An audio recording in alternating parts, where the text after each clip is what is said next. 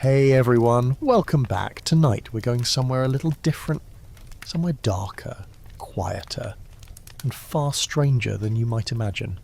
We're stepping into the medieval night, into the peculiar world of how people actually slept during the Middle Ages, and I promise you it's nothing like your memory foam mattress and blackout curtains.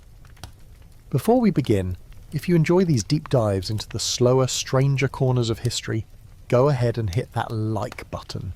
Subscribe if you want more of this kind of content, but only if it genuinely helps you relax or sleep. And down in the comments, let me know where you're listening from and what time it is for you right now. I always find it fascinating to know who's joining me on these nocturnal journeys across the globe. Now get comfortable, dim the lights if you haven't already, maybe turn on a fan or open a window for that gentle background hum. Let the world outside fade just a little. And let's drift back together, not just centuries, but into a completely different relationship with darkness, with night, and with sleep itself. The sun is setting over a medieval village.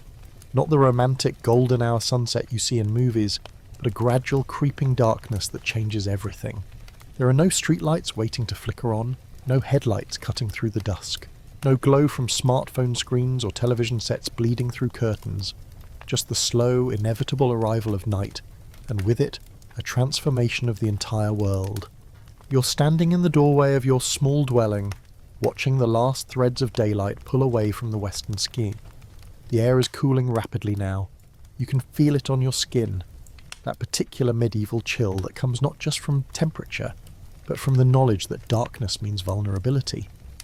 The village around you is already changing its rhythm, shifting from the sounds of labour to the sounds of preparation. Somewhere down the dirt path you hear the distant clang of a blacksmith's final strikes. He's rushing now, trying to finish before he loses the light entirely. There's the creak of a cartwheel as a farmer hurries home from the fields, and the lowing of cattle being driven into pens for the night. A woman calls out to her children, her voice sharp with urgency. Get inside, now, before dark, because in the medieval world, night isn't just the absence of day. It's the presence of something else entirely. It's when the rules change, when the safe becomes dangerous, when the familiar becomes strange, and when sleep, that most natural of human activities, becomes something far more complicated than simply closing your eyes. Let's talk about what sleep actually meant to medieval people. Because it wasn't what it means to us. We think of sleep as a single, uninterrupted block of unconsciousness. 8 hours, ideally. A straight shot from bedtime to morning. We worry if we wake up in the middle of the night. We consider it a sleep disorder, something to be fixed with medication or therapy or white noise machines.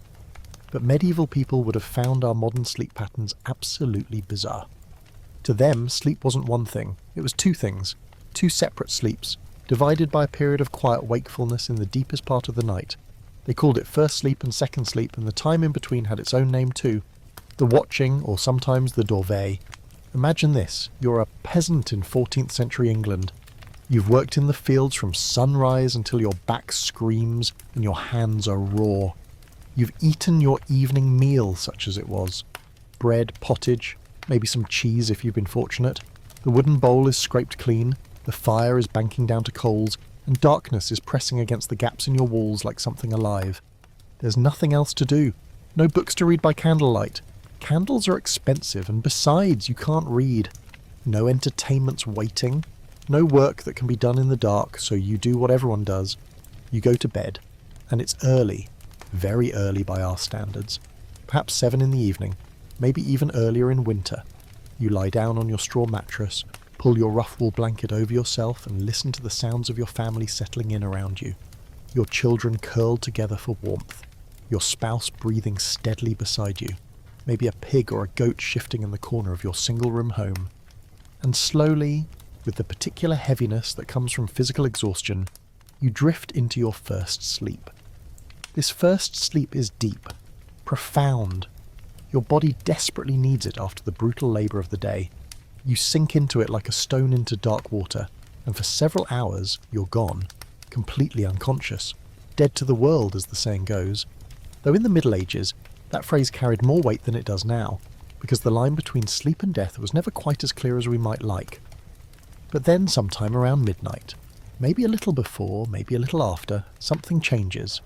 You wake up, not suddenly, not startled, just a gentle surfacing from deep sleep into quiet wakefulness. And here's the thing that would seem so strange to us. You don't panic. You don't lie there worrying about why you woke up, calculating how many hours of sleep you've lost, anxiously trying to force yourself back under. No, you simply accepted it. This is normal. This is what sleep is supposed to do. You've had your first sleep, and now comes the watching. The watching is a curious time, a time between times. The village outside is silent. The world is dark. But you're awake, and so is your spouse? Probably. Maybe some of your neighbours too, in their own homes, lying in their own darkness. This is a time for quiet activities. For prayer, perhaps. Medieval people were nothing if not devout, and the watching was considered a particularly holy time to speak with God. The distractions of the day were gone. The mind was clear, rested from the first sleep, but not yet dulled by fatigue. Some people used this time for reflection, for thinking about their lives, their work, their families. Others talked. Quiet conversations in the dark with a husband or wife. Intimate things, plans and dreams and worries shared in whispers. Some historians believe this was when couples were most likely to make love, actually. Not before first sleep, when exhaustion pulled them down like gravity, but during the watching, when they were rested but still nestled in the warmth and privacy of their bed. And some people, particularly in cities or larger households, simply got up. They might tend to the fire, making sure the coals hadn't gone completely cold. They might check on children or animals. They might eat a small snack, drink some water or weak ale. Some even visited neighbours, conducting their social calls in the middle of the night as if this were the most natural thing in the world. Because it was natural, to them. This wasn't insomnia. This wasn't a disorder. This was simply how human sleep worked, in harmony with the darkness that surrounded them. The watching usually lasted an hour, sometimes two. A peaceful interlude in the long night. And then, when the time felt right, when the body signalled its readiness, you would lie back down, pull your blanket close, and slip into your second sleep. The second sleep was different from the first. Lighter, perhaps. More prone to dreams. This was the sleep that carried you through to dawn, to the rooster's crow, to the church bell that signalled the start of another day. And when you woke from second sleep, you woke more gently, more naturally, than we do when an alarm clock rips us from unconsciousness. But we're getting ahead of ourselves. We're still in the evening now, in that transitional time when day becomes night. Let's stay here a while longer. Let's watch how a medieval household actually prepares for sleep. Because even that simple act, getting ready for bed, was nothing like what we do today. You're in your home now. Let's say you're relatively fortunate, a freeman farmer with a small plot of land, not wealthy but not destitute either. Your house is a single room, maybe 20 feet by 15 feet. The walls are wattle and daub, branches woven together and plastered with a mixture of mud, straw and animal dung. Yes, dung. It actually works quite well as an insulator and sealant, though the smell takes some getting used to. The roof is thatched, thick layers of straw that keep out most of the rain, though not all of it. You've learned which spots to avoid when it storms. There are no windows, or rather, there are openings in the walls that serve as windows, but they have no glass. Glass windows are for churches and castles, not for people like you. Instead, your window openings might be covered with oiled cloth or thin scraped animal hide to let in a little light while keeping out the worst of the wind. But at night, these are shuttered closed wooden boards pulled tight and latched from the inside. The floor is hard-packed earth. Dirt, essentially, though it's been walked on and swept and packed down so many times it's almost as hard as stone. In winter, you might spread fresh rushes or straw across it for a little insulation and to absorb the damp. In summer, you sweep it clean and sometimes sprinkle it with water to keep the dust down. Your furniture is minimal: a rough wooden table, a few stools or benches, perhaps a chest where you keep your few precious possessions, your second tunic, your wife's extra shift, maybe a piece of cloth you're saving for something special. And against one wall, or perhaps in a corner, the bed. Though calling it a bed might be generous. It's a wooden frame, basically. 4 posts if you're lucky, or maybe just a box-like structure raised off the ground. This elevation is important. It keeps you away from the cold, damp earth and, crucially, away from the various creatures that move across the floor at night. Mice and rats certainly, maybe a toad or a snake that's found its way inside. Insects, always insects. The mattress, such as it is a large cloth sack stuffed with straw. Or if you live near water, perhaps rushes or reeds. If you're more prosperous, you might have wool or even feathers, though those are luxuries most people never experience. The straw needs to be changed regularly because it compresses, becomes damp and starts to rot. and it's home to all manner of small life. Fleas, primarily, lice, bed bugs. These aren't exceptions. They're not signs of poor hygiene, though hygiene as we understand it barely exists. They're just facts of medieval life. Everyone has them. Everyone itches. You might have a pillow, a smaller sack of straw or wool, or you might simply rest your head on a bundled up cloak or on the mattress itself. Sheets, if you have them, are rough linen, scratchy against skin but better than sleeping directly on straw. And blankets are wool, thick and heavy. They smell like sheep, like lanolin, and they're probably not washed more than once or twice a year. They absorb sweat and smoke from the fire, and all the various odours of medieval life until they become almost waterproof from the accumulated oils. This is where you'll sleep tonight. This is where you sleep every night. You share it with your spouse, certainly. Probably with your younger children too. Personal space is a modern luxury. In the medieval world, bodies pressed together for warmth, for comfort, for simple lack of alternatives. Your older children might sleep in a loft if you have one, a platform built into the rafters, or they might simply sleep on the floor near the fire, wrapped in their cloaks. And you're not alone in this room. Remember, this is your only room. So your animals are here too. A pig in the corner, perhaps, rooting through old straw. A few chickens roosting on a beam overhead. Maybe a goat tethered near the door. In winter especially, their body heat is welcome. Their smell is less welcome, but you've long since stopped noticing it. Or rather, you've learned to notice it only when you're away from it, which is rarely. As full darkness settles, you begin your evening routine, and it is routine, unchanging, dictated by necessity and tradition.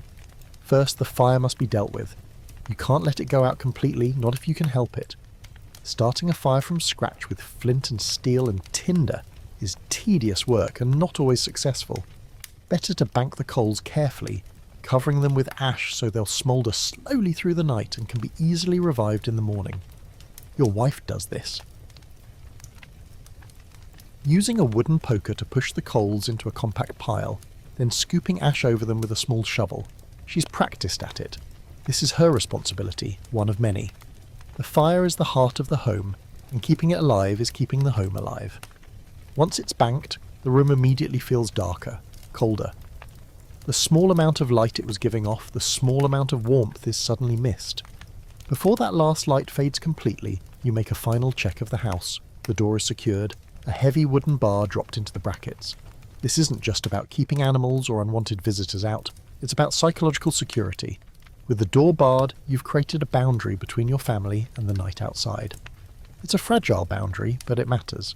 You check that food is stored properly, such as it is, bread wrapped in cloth and hung from a beam where rats might have a harder time reaching it. The remains of the evening's pottage still in the pot hanging from a hook near the dead fire. It will be breakfast tomorrow, probably. Medieval people didn't waste food. They couldn't afford to. Water is set nearby in a wooden bucket or clay jug. Not much. Water has to be carried from the well or stream, and that's heavy work. But enough for the night if someone gets thirsty, and enough for morning washing, which will be minimal. A splash on the face, perhaps, hands rinsed.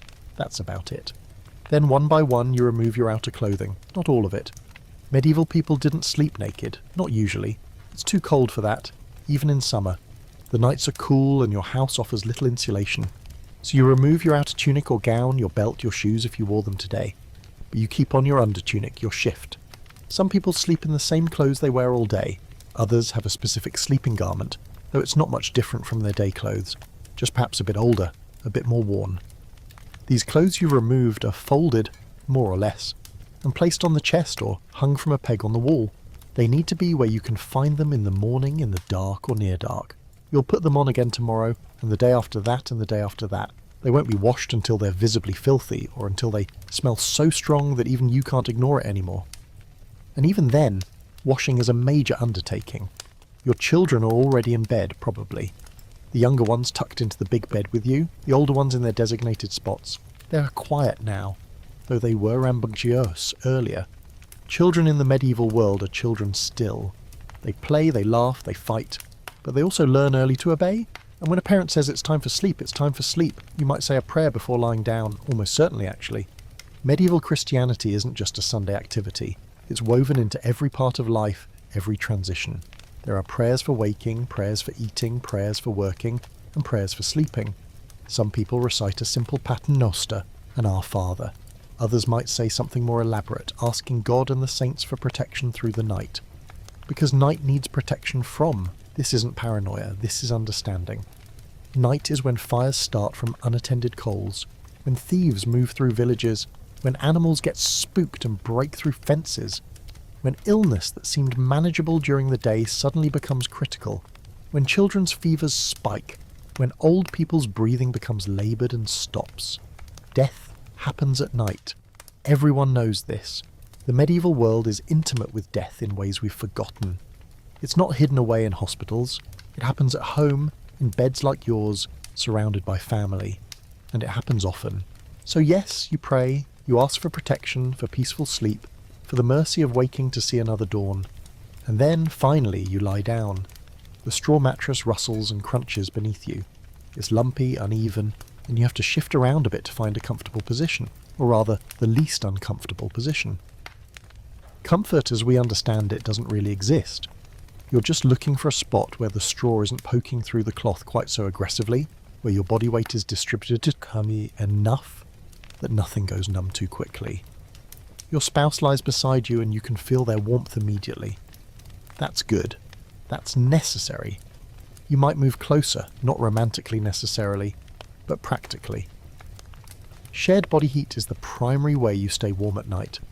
Your children press against you from the other side, someone's elbows in your ribs, someone's feet are cold against your leg. This is normal. This is every night.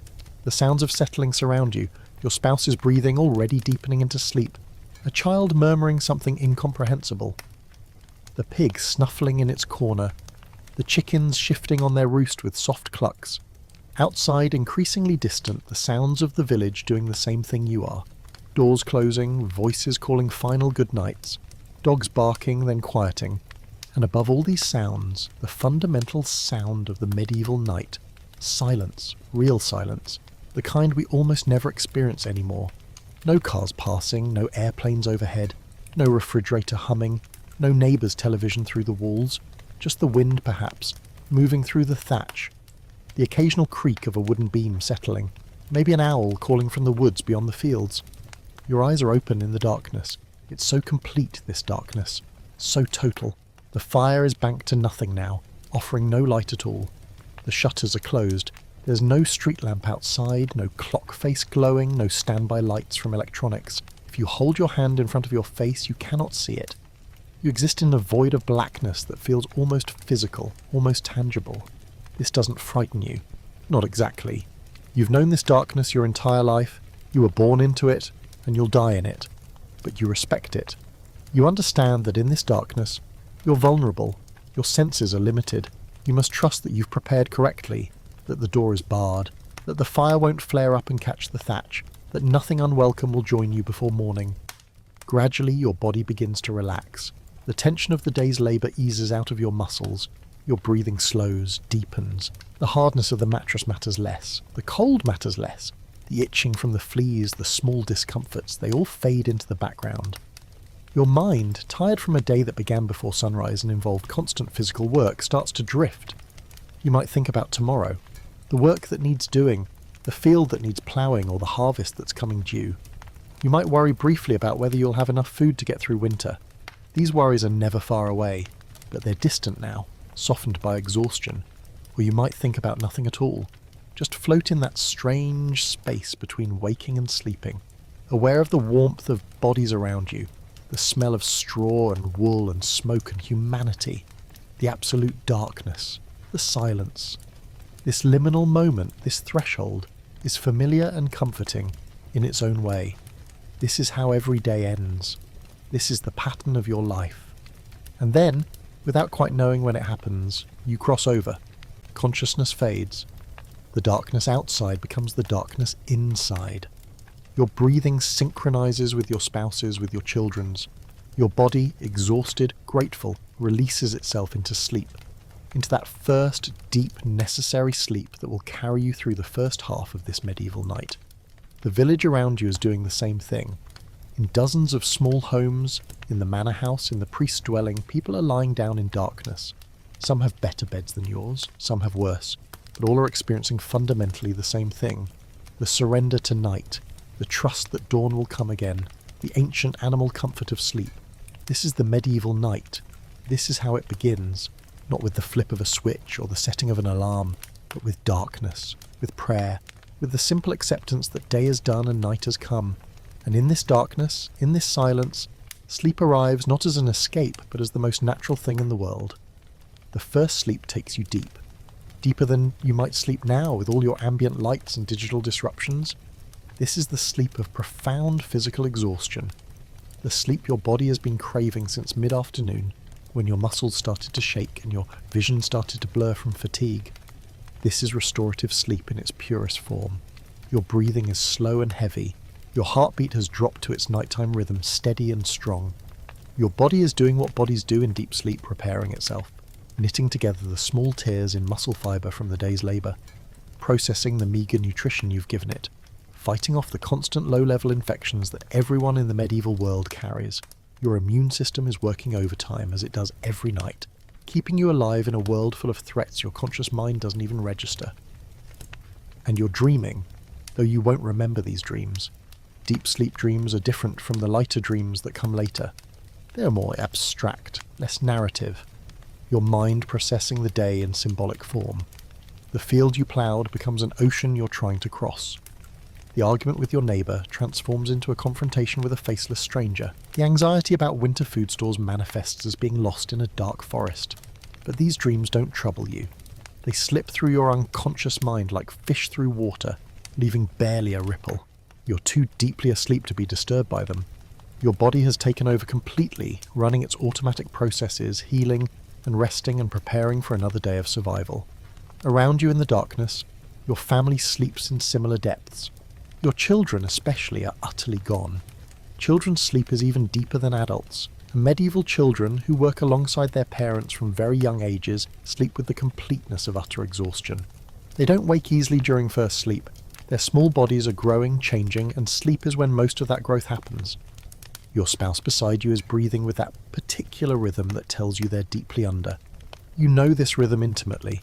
You've slept beside this person for years, through all seasons, through sickness and health in the most literal sense. You know their sleeping sounds as well as you know their waking voice.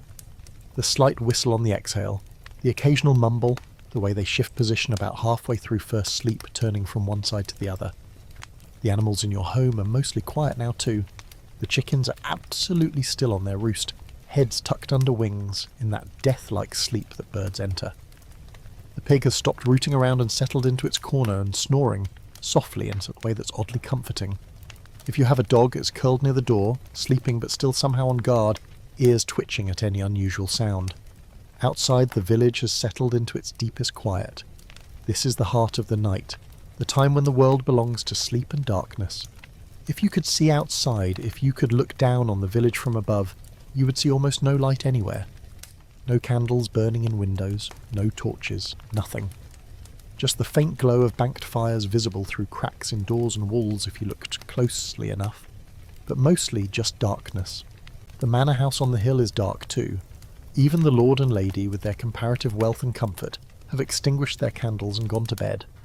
Candles are expensive, made from tallow or beeswax, and there's no reason to burn them while sleeping. The servants in the manor sleep in the hall or in small rooms off the kitchen, crowded together for warmth, just like peasant families.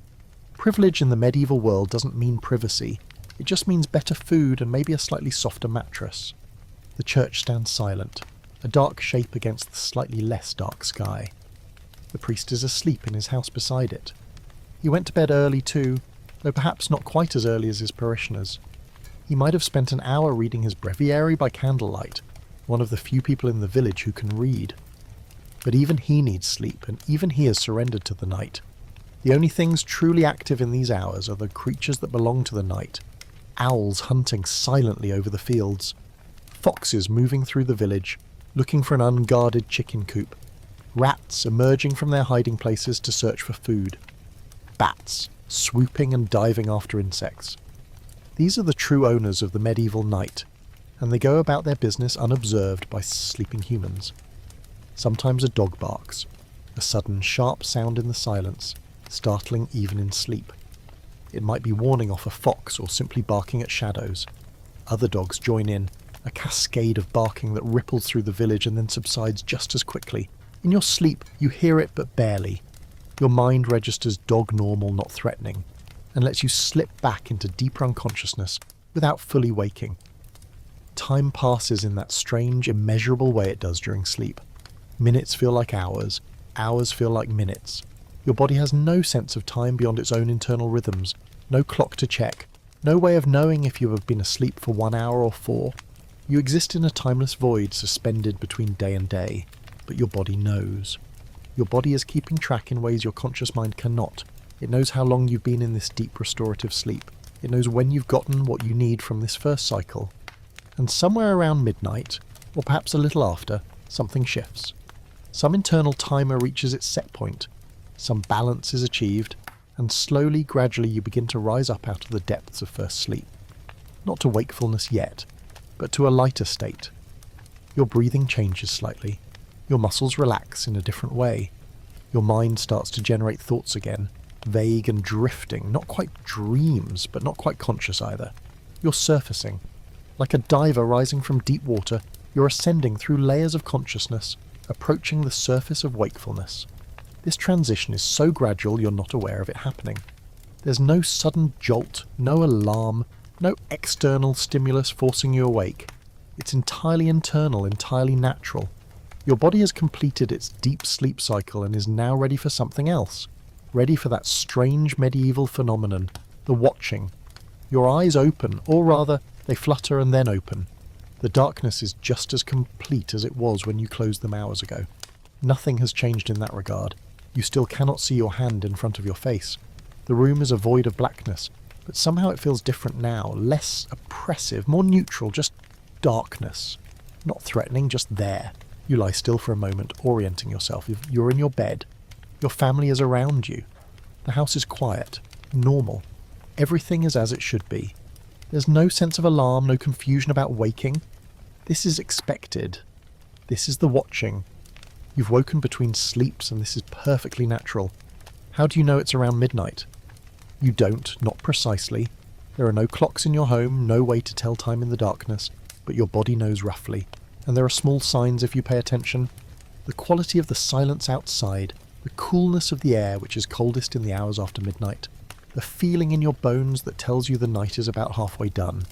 You become aware of your body in a way you weren't when you were deeply asleep. You notice that your shoulder is a bit sore from lying on it. You notice that you need to urinate, not urgently, but it's there. You notice that your mouth is dry. These small discomforts register but don't distress you. They are just information. Beside you, your spouse stirs slightly. They're waking too. Not everyone wakes during the watching, not every night, but often enough that it's normal. You hear them take a deeper breath, feel them shift their position slightly.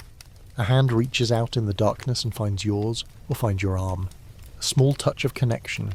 Acknowledgement that you're both awake, both here in this quiet space between sleeps. Neither of you speaks at first. There's no need. The silence is comfortable. You lie there together in the darkness, hands touching, breathing quietly. Around you the children sleep on undisturbed. Their young bodies don't need this break between sleeps. They'll go straight through until morning. But you and your spouse have woken, and this time is yours. After a while, a few minutes perhaps, your spouse whispers something, very quietly so as not to wake the children. "Are you awake?" they ask, though they know you are. You murmur yes. "Are you well?" they ask. This is an important question. In a world where people die suddenly in the night, where illness can turn deadly in hours, this checking on each other is more than courtesy. It's survival. You assure them you're well, you ask the same. They assure you in return, then perhaps you talk a little. Whispered conversation in the darkness, about nothing important really, about the next day's work, about whether the pig seems to be fattening up enough for slaughter in the fall, about the children. One of them has a cough. Is it getting worse? Should you ask the wise woman for a remedy? These are the concerns of your life, and the watching is a time when they can be discussed without the pressure and distraction of daylight. Or maybe the conversation is more intimate. Maybe in this darkness, in this privacy that's rare in your crowded life, you talk about things you don't say during the day. Feelings, hopes, fears. The watching has always been considered a time for honesty, for vulnerability. The darkness makes it easier somehow. You can say things when you can't see the other person's face, when you don't have to meet their eyes. Sometimes, as historical records suggest, couples make love during the watching, not with passion or urgency, but slowly, quietly, carefully, so as not to disturb the children sleeping inches away. This is practical intimacy, bodies finding comfort with each other in the dark. Connection not just physical but emotional. A reminder that in this hard life you have each other. This isn't the stuff of romance novels, but it's real and it matters. Or maybe you don't talk at all. Maybe you just lie there, awake but peaceful, your mind wandering through thoughts that don't quite form into words. You might pray. Many people use the watching for prayer. It's considered a particularly good time for it. The world is quiet. Your mind is clear from the first sleep, but not yet muddled by the tiredness that will come later. God seems closer somehow in this deep night. You might pray a rosary fingering the beads in the darkness. You know them by touch, know exactly where each one is, which prayers correspond to which beads. The rhythm of it is soothing. Or you might simply talk to God in your own words, asking for protection, for good harvest, for the health of your family, for forgiveness of your sins, which are many because everyone is sinful, for mercy, always for mercy. Some people during the watching get up. Carefully, so as not to disturb those still sleeping, they extract themselves from the tangle of bodies and blankets. The floor is cold under bare feet, shockingly cold. They move through the darkness with the confidence of long familiarity. Every obstacle is where it's supposed to be. The table is 3 steps this way. The door is 5 steps that way. The chamber pot is in its usual corner. Because yes, if you woke needing to urinate, you're not going outside. Not at this hour, not into the complete darkness beyond your door. That's dangerous and foolish. So you use the chamber pot, a simple wooden or ceramic vessel kept specifically for this purpose. You do your business as quietly as possible, trying not to wake the sleepers. The sound seems loud in the silence, but no one stirs, or if they do, they understand. Everyone uses the chamber pot during the night. It's emptied in the morning, its contents tossed into the midden heap or the street. Nothing is wasted if it can be used as fertilizer. After using the pot, you might check on the fire. This is important. You move carefully to where the hearth is, feeling your way through the darkness. You crouch down and hold your hand near the ash-covered coals. Is there still warmth? Yes, good. The fire hasn't gone completely out. It will be easier to restart in the morning. You might add just a tiny bit of fuel, a small stick or two, just enough to keep those coals alive without creating actual flame. You don't want light or heat right now, just preservation. You might take a drink of water. The bucket or jug is where it always is. You drink from a shared wooden cup or a ladle, the water cool and slightly stale but welcome to your dry throat. Medieval people don't worry about germs and sharing cups. The whole family drinks from the same vessel, always has, always will. Some people, particularly in towns or in larger households, might actually visit a neighbour during the watching. This seems bizarre to us, the idea of social calls at 1 a.m. But it happened. Historical records mention it. People would slip out of their houses in the deep night and go next door or down the street to chat with a friend or neighbour who they knew would also be awake. These visits were quiet affairs. You wouldn't knock loudly or shout, you'd scratch at the door or whistle softly. Your neighbour, awake in their own watching, would recognise the signal and let you in. You might sit by their banked fire, talking in voices about whatever people talk about. Village gossip, concerns about crops, news from travellers, or maybe just the comfort of companionship in the lonely hours of night. But most people stay in their own homes during the watching. Most simply lie in bed, awake but peaceful, letting their minds wander. This is thinking time, problem-solving time. Medieval people didn't have the luxury of leisure during daylight hours. Every moment of light was for work, but the watching, this was mental space. Time to process the day, time to plan for tomorrow, time to simply be with one's own thoughts. And it's during the watching that you're most aware of the sounds of the night. Sounds you don't notice when you're asleep. The wind moving through the thatch of your roof, making it whisper and rustle. The creak of wooden beams as they contract in the cooling air. The scuttle of mice in the walls. The distant sound of the stream that runs past the village. A sound you never notice during the day, but can hear clearly in the deep silence of night. Sometimes you hear things that are less identifiable. A strange cry from the woods, an animal, a bird, something else. The medieval mind is populated with stories of things that walk at night. Not all of them friendly, but you're safe inside, door barred, and these sounds are outside. You note them, perhaps say a quick prayer and let them pass. You might hear other houses too.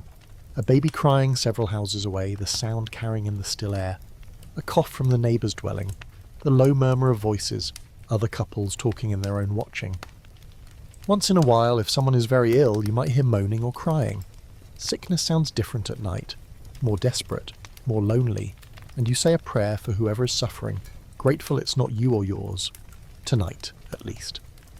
The watching usually lasts about an hour, sometimes a bit more, sometimes a bit less. There's no set duration. It's simply however long it takes for your body to feel ready for the second sleep. You'll know when that time comes. You'll feel a certain heaviness returning. Your thoughts will start to lose their clarity and drift into that pre-sleep fog. Your eyelids will grow heavy. Your body will signal its readiness. If you've been up moving around, you make your way back to bed. Carefully, always carefully in the darkness. You've stubbed your toe on the table leg more times than you can count, and you don't want to do it again tonight. You feel your way back to the bed, to the warm depression in the straw where you were lying before. Your spouse has stayed there, keeping the spot warm. You lie back down, settling into the mattress, pulling the wool blanket back over yourself. Your spouse shifts slightly to accommodate you, perhaps moves closer again. The children haven't stirred. They've slept through your watching completely. Around you, the house settles back into its sleeping rhythm. The pig gives a small snort and goes quiet again. The chickens remain absolutely still, and now the second sleep begins to pull at you. It's different from the first sleep. You can feel that difference even as you're falling into it. The first sleep was about exhaustion, about your body desperately needing rest. The second sleep is gentler, softer. You're already rested from the first sleep and the peaceful watching. Now you're drifting rather than plunging. This is when dreams come. Not the deep, abstract dreams of first sleep, but the vivid, story-like dreams that you might actually remember in the morning. Dreams where you're walking through the village, but it's slightly wrong somehow. The houses are in different places. The church has moved. People you know are there, but they're wearing strange clothes or saying strange things. Or you dream about work. You're in the field, ploughing, but the field goes on forever, and you can never reach the end of it. Or you're trying to fix the thatch on your roof, but every time you place a bundle of straw it falls off again. These anxiety dreams are common. They reflect the constant low-level stress of medieval life, where survival is never guaranteed, and disaster is always one bad harvest or one serious illness away. Sometimes the dreams are pleasant. You dream of feast days, of abundant food, of saints and angels. Medieval people's dreams are populated by their religion in ways ours often aren't. They dream of the Virgin Mary, of their patron saints, of heaven and sometimes of hell. These dreams have meaning to them. They might tell them to the priest or to their spouse seeking interpretation. A dream could be a message from God, or a warning, or a blessing, but mostly you just sleep. The dreams come and go like clouds across the sky, some vivid, some vague, most forgotten the moment you wake. Your body continues its work. Your mind continues processing. The night continues its slow march toward dawn. Outside, the world is at its darkest now. This is the deep middle of the night, the hours between the watching and the dawn. This is when the night feels most absolute, most complete. If you were awake, you might feel it. That sense of the world being utterly still, utterly quiet, as if holding its breath. But you're not awake. You're deep in second sleep, and the world outside doesn't matter. Your village sleeps, the manor sleeps, the church sleeps, even the animals have mostly settled. The owls have finished their hunting and returned to their roosts. The foxes have either caught their prey or given up and retreated to their dens. The bats have eaten their fill of insects and hung themselves upside down in the barn rafters. It's the closest thing to peace that the medieval world knows. This deep night's sleep, this surrender to darkness and rest. No one is working, no one is worrying, no one is fighting or arguing or negotiating. Everyone is simply sleeping, their bodies and minds taking the rest they need to face another day of brutal labour and constant uncertainty. The hours pass. How many you can't know. Time in sleep is meaningless, but your body knows. Your body is counting down to dawn even while you sleep. Your internal rhythms are synchronized with the sun in ways we've lost with our artificial lights and alarm clocks. Your body knows when dawn is approaching even before the first bird sings. And gradually, so gradually you're not aware of it happening, your sleep begins to lighten again. You rise up through the layers of consciousness like a diver ascending through water. The dreams become more vivid, more memorable. You're closer to the surface now, closer to waking. The quality of darkness outside is changing too, though you can't see it through your closed shutters and closed eyes. The absolute black of deep night is giving way to something just slightly less absolute. Not light, not yet, but the faintest hint that light exists somewhere beyond the horizon. The stars, if you could see them, are beginning to fade just slightly. The eastern sky, still hours from sunrise, is perhaps imperceptibly less dark than the western sky. The village remains quiet, but it's a different quiet now. A waiting quiet. The world is poised on the edge of waking. Not there yet, but preparing. Your body feels this even in sleep. Your breathing changes rhythm slightly. Your muscles begin to lose some of their sleep relaxation. You're preparing to wake, though you don't know it yet. And then, from somewhere in the distance, the first sound, a rooster. Not your rooster if you have one, someone else's. On the other side of the village perhaps. A single crow clear in the silence. An announcement. A declaration. The first rooster of the day, calling to the sun that isn't yet visible but is coming, is definitely coming. Other roosters answer. Near and far their crows overlap and echo. This is the medieval alarm clock, not a gentle beeping that you can hit snooze on, but a raucous insistent noise that says clearly, day is coming, night is ending, time to wake. You don't wake immediately. The roosters crow, but you're still in second sleep, still drifting. Your mind registers the sound on some level but doesn't react to it yet. You need a few more minutes, just a few more. Your body is completing its sleep cycle, finishing what it started hours ago when you first lay down. But then another sound joins the roosters, the church bell. The priest has woken, as he does every morning before everyone else. He's made his way through the pre-dawn darkness to the church, climbed the tower, and is ringing the bell for Lauds, the first prayer service of the day. The bell is louder than the roosters, more insistent, impossible to ignore. This is what finally pulls you up and out of second sleep. Your eyes open. The darkness in your room is still almost complete, but something about it feels different now, less solid, less absolute. Dawn is coming. You can feel it even if you can't see it yet. You lie still for a moment, orienting yourself. The transition from sleep to waking is gentler than it would be with an alarm clock, but it still takes a moment. You're in your bed. Your family is around you. The house is still standing. You made it through another night. These are the first thoughts of every medieval morning. Not, what time is it, or what's my schedule today, but simply, we survived. We're alive. Thank God. God, your spouse is waking too. You feel them stir beside you. The children are starting to move, grumbling and reluctant. No one wants to wake up. The bed, uncomfortable as it is still warmer than the cold air of the room. But the bell is ringing, the roosters are crowing, day is here whether anyone likes it or not. You don't leap out of bed. That's a modern luxury, the ability to go from horizontal to vertical in one swift motion. Your body doesn't work that way after a night on a straw mattress. Everything is stiff, your back especially. You've been lying on an uneven surface for hours, and your muscles have tightened up in the cold. So you move slowly, carefully, easing yourself into a sitting position. You swing your legs over the edge of the bed, and your feet meet the cold dirt floor. The shock of it travels up through your body, waking you more thoroughly than the bell or the roosters did. Cold. Everything is cold in the medieval morning.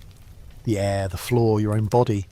You've lost the warmth of sleep and haven't yet generated the warmth of the movement. You need to get the fire going. That's the first priority, always. Without fire, there's no warmth, no hot food, no way to truly start the day. But first, you need a little light to work by. You fumble in the darkness for the small clay lamp that sits on a shelf near the bed. It's a simple thing, just a shallow dish with a spout filled with oil and fitted with a wick. The challenge is lighting it. You need to find the fire-starting materials in the dark. The flint and steel are kept in a specific spot, you know exactly where, but your cold fingers fumble with them. The tinderbox is nearby, containing charred cloth and dry fungus that will catch a spark. This is a skill you've practiced your entire life, but it's harder in the cold, in the dark, with stiff fingers. You strike the flint against the steel, once, twice, 3 times. Small sparks fly, brief orange flashes in the darkness, tums, but they don't catch. You try again, adjusting your angle, striking harder. Finally, a spark lands on the charred cloth and begins to glow, a tiny red point in the darkness. You cup your hands around it protectively, blow on it gently, carefully. Too hard and you'll extinguish it. Not hard enough and it won't spread. The glow brightens, the tinder begins to smoke. You can smell it. that particular scent of burning fungus. You add a few strands of dry grass, feeding the glow carefully. A small flame appears. You have fire. You quickly touch the oil-soaked wick of the lamp to this flame and it catches. Light blooms in your little house, warm and yellow and welcome. It's not much light. The lamp is small, the flame dim, but after hours of total darkness it seems brilliant. You can see the room now, the rough walls, the low ceiling, the scattered belongings. Your family sitting up in bed or starting to move, the pig in its corner blinking at the light, the chickens beginning to stir on their roost. Your spouse has gotten up too, and together you approach the hearth. The fire you banked so carefully last night, is it still alive? You kneel down, set the lamp aside, and gently brush away some of the ash covering the coals. Underneath there's a red glow. The fire survived the night. Thank God for that. Starting a fire from complete cold is possible, you just did it with the lamp. But starting the cooking fire from coals is so much easier. You add small pieces of kindling to the coals, dry twigs, wood shavings, anything that will catch easily. Your spouse is beside you helping, both of you working in practice coordination. You've done this together every morning for years. You don't need to speak, you both know what needs to be done. The kindling catches, small flames appear, dancing and growing. You add slightly larger sticks, building the fire carefully. Too much fuel too fast and you'll smother it. Not enough and it will die. It's a balance, and you know it instinctively. The fire grows, spreads, becomes self-sustaining. You add larger pieces of wood, actual logs now, and the fire roars to life. Heat. Blessed heat. You hold your hands toward the flames, feeling the warmth on your palms, your face, your spouse does the same. For a moment, you both just stand there, absorbing the heat, letting it wake your bodies and spirits. The fire is the heart of the home. With it burning, everything feels possible.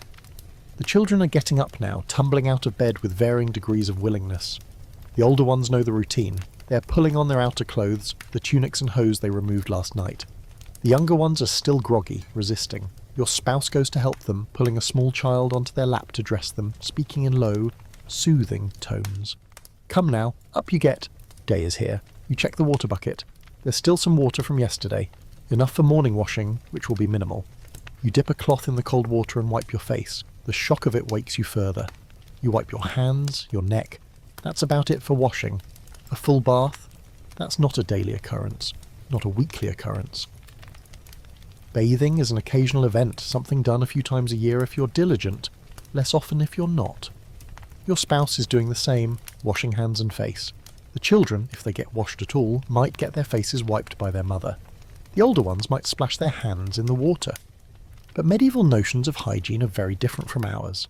The water is cold, soap is a luxury most don't have, and there's a belief that excessive washing is actually unhealthy, that it opens the pores to disease. Better to maintain a protective layer of, well, everything. Now it's time to deal with the chamber pot. This is an unpleasant but necessary morning task. You or your spouse, whoever draws the short straw, picks up the pot by its handle. It's heavy, full of the night's accumulations. You carry it carefully to the door, lift the bar and step outside into the pre-dawn world.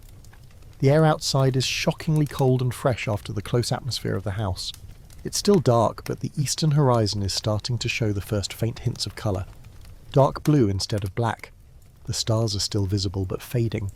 The village around you is waking. You can see other doors opening, other figures moving in the dimness, carrying their own chamber pots. You walk a few steps from your door and dump the contents of the pot into the street, or into the midden heap if you have one nearby. The smell is terrible, but it's everywhere, so you barely notice it. Everyone's doing the same thing. The streets of medieval villages and towns are open sewers, especially in the morning. You empty the pot, give it a cursory rinse with water if you have extra, and return inside. Back in the house, the fire is burning well now, and the room is starting to warm up. Not warm by our standards, but warmer than it was. The chill is being pushed back into the corners.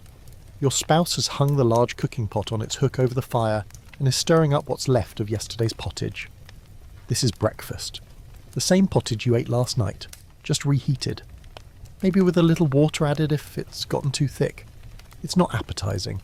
It's cold and congealed, and the layer of fat on top has solidified into an unpleasant white scum. But it's food, and food is never wasted. Your spouse stirs it, scraping the sides and bottom of the pot. encouraging the fire to heat it through. While the pottage heats, you might have a piece of yesterday's bread, if there is any left. Bread doesn't keep well, especially in a damp house, so you eat it while it's relatively fresh. Day-old bread is chewable. 2-day-old bread requires soaking in water or ale to soften it. 3-day-old bread is approaching the consistency of wood. You tear off a chunk and chew it slowly. The bread is coarse, dark, full of grit from the grinding stone that milled the flour. You can feel the grittiness between your teeth. Over years of eating this bread, it wears down your teeth, grinding them away grain by grain. By the time you're middle-aged, your teeth will be worn flat. But for now, they work, and you chew the bread and swallow it and feel a little less empty. The children are given bread too, and they eat it without complaint. They're hungry. Children are always hungry in the medieval world, where food is never quite abundant enough. They'll eat anything you give them and ask for more, but there is no more, or not much more, so they learn early to accept what they get and be grateful. Your spouse tastes the pottage, decides it's hot enough, and begins ladling it into wooden bowls. One for you, one for them, smaller portions for the children. You might all share spoons, or you might simply drink the pottage directly from the bowl, using bread to soak up the last bits. Table manners, as we understand them, don't really apply. Efficiency and practicality are what matter. The pottage is hot at least. It warms you from the inside, it tastes of grain and vegetables and the slight rancidity of old fat. But it's sustenance. You eat it slowly, savouring the warmth more than the flavour. The children eat quickly, hungrily, scraping their bowls clean and looking hopeful for more. There might be a bit of ale to drink, small ale, weak stuff that's safer than water. Even the children drink it. You pour it from a jug into cups, and everyone drinks. It's flat, slightly sour, but wet and welcome. It washes down the bread and pottage and provides a few more calories. This is breakfast. This is how the medieval day begins. Not with a leisurely meal around a table, but with whatever can be heated up quickly and consumed standing near the fire. The whole process, from waking to finishing breakfast, might take less than an hour. There's no lingering, no reading the paper or checking your phone. There's just food, then work. But before we follow you out to the fields, let's pause and consider how different this morning routine is for people in other stations of life. Because medieval sleep and waking aren't universal experiences, they vary dramatically based on who you are and where you live. Let's climb the social ladder a bit. Let's enter a monastery where the morning begins very differently. You're a monk now, a Benedictine monk in a stone monastery somewhere in France. Your night was not spent in one continuous sleep with a peaceful watching in between. No, your night was fractured by the demands of the divine office. The cycle of prayers that structure monastic life. You went to bed after Compline around 8 or 9 in the evening. You slept for perhaps 3 hours, and then, around midnight, the bell rang for matins. You dragged yourself from your narrow bed, pulled on your sandals, and shuffled through cold stone corridors to the church. You stood in the choir for over an hour, chanting psalms in Latin, fighting to keep your eyes open, then back to bed for a few more hours, but not many, because now, as dawn approaches, the bell is ringing again. Lords, the morning office, and you must rise no matter how tired you are, no matter how much your body aches from standing on cold stone floors in the middle of the night. You're exhausted, chronically exhausted. This fragmented sleep pattern is taking its toll. But this is the life you chose, or that was chosen for you. This is service to God. Your comfort doesn't matter. Your needs don't matter. Only prayer matters. You drag yourself up, splash cold water on your face from the basin in the dormitory, and join the procession to the church. The chapel is cold. Your breath mists in the air. You take your place in the choir and begin the morning prayers. Your voice joins with the voices of your brothers, creating that particular sound of Gregorian chant, haunting and beautiful even through your exhaustion. After Lauds comes prime, the first of the day hours. More prayers, more standing, more chanting. By the time you're allowed to break your fast, you've been awake for hours and you're dizzy with hunger and tiredness. But this too is part of the discipline, part of the mortification of the flesh that brings you closer to God. Your breakfast will be simple, bread, perhaps some cheese if it's not a fast day, water or weak beer. You eat in silence in the refectory while one of the brothers reads from scripture. No conversation, no enjoyment of food, just fuel for the body so you can continue your work. This is monastic morning, regimented, austere, exhausting. A far cry from the peasant's simple routine, and in some ways harder, despite the comparative comfort of stone walls and regular meals. Now let's shift again. Let's enter a noble household. Let's see how the wealthy wake. You're a lord now. You sleep in a proper bed, a magnificent piece of furniture with a feather mattress and down pillows and heavy curtains that create a warm, dark cocoon. Your night was relatively comfortable. You experienced the watching, yes, because that's simply how human sleep works. But you spent it in warmth, perhaps talking with your wife, perhaps calling for a servant to bring you wine or tend the fire. And now it's morning, but you don't have to leap up at the first rooster crow. You're the lord. You set the schedule, not the other way around. So you lie in your curtained bed, listening to the sounds of the household waking around you, servants moving through the halls, the chapel bell ringing for morning prayers, the distant sounds of the kitchen being fired up. Eventually you decide it's time to rise. You call out, and a servant appears almost immediately. They've been waiting, sleeping on a pallet outside your chamber door, ready to attend to your needs. They pull back the bed curtains, letting in the dim morning light. They help you sit up, bring you a basin and cloth for washing. The washing is more thorough than a peasant's. Your hands, face, neck, maybe even a cloth bath if you're particularly fastidious. The servant pours water over your hands, catching the runoff in the basin. They dry you with a linen towel. This is luxury. This is what wealth means in the medieval world, having someone else do these basic tasks for you. Then comes dressing. This is a production. Your clothes are complex, multiple layers, undergarments, tunics, hose, an outer gown. All of it has to be put on in the correct order, laced and tied and adjusted. You don't do this yourself. The servant dresses you, handling each garment with care, making sure everything sits properly. While you're being dressed, another servant is preparing your breakfast. This won't be reheated pottage. This will be fresh bread, white bread made from wheat flour, perhaps eggs, maybe some cold meat left from yesterday's dinner, cheese, ale or wine, whatever you prefer. You eat in your chamber or in the hall, sitting at a table, using utensils. Servants bring the food to you, pour your drink, stand ready to fetch anything else you might need. This is what every meal is like when you're noble. You never prepare food, you never serve yourself, you never clean up. Others do all of that while you simply consume. After breakfast you might attend morning prayers in your private chapel, or you might not. You're not a monk. Your attendance is encouraged but not strictly required. You have the luxury of choice that neither peasants nor monks possess.